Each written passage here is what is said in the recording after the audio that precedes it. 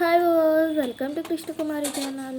అన్నంతో పునుగులు ఎంత బాగా స్పాంజ్లా ఉన్నాయో చూడండి. చాలా టేస్టీగా ఉంటాయి. ఎలా ప్రిపేర్ చేసుకోవాలో ముందుగా చూద్దాము. ఒక కప్పు అన్నాన్ని తీసుకొని మిక్సీలో వేసుకొని మిక్సీ పట్టేసుకొని గిన్నెలోకి తీసుకోవాలి. పైన క్యాబేజీ తురుము వేసుకొని ఒక స్పూన్ సాల్ట్ వేసుకోవాలి. పచ్చిమిర్చి చిన్నగా కట్ చేసుకొని వేసుకోవాలి. ఒక కప్పు బొంబాయి రవ్వను వేసుకొని కలుపుకోవాలి.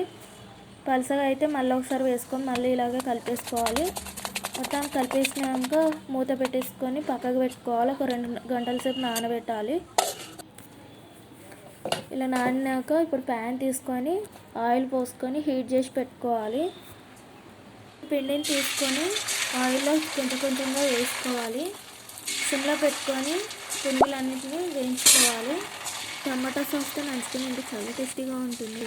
మొత్తం పునుగులన్నింటినీ ఇలాగే వేయించుకోవాలి. ఒకే సైజులో బ్రౌన్ కలర్ వస్తే సరిపోతుంది. బ్రౌన్ కలర్ రాగానే తీసేసుకోవాలి.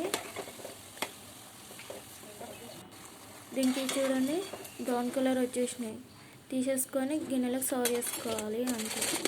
దీనికి టమాటా చట్నీ కానీ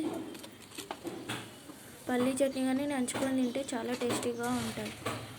ఈ వీడియో మీకు నచ్చినట్లయితే లైక్, షేర్, కామెంట్ చేయడం మర్చిపోవద్దు.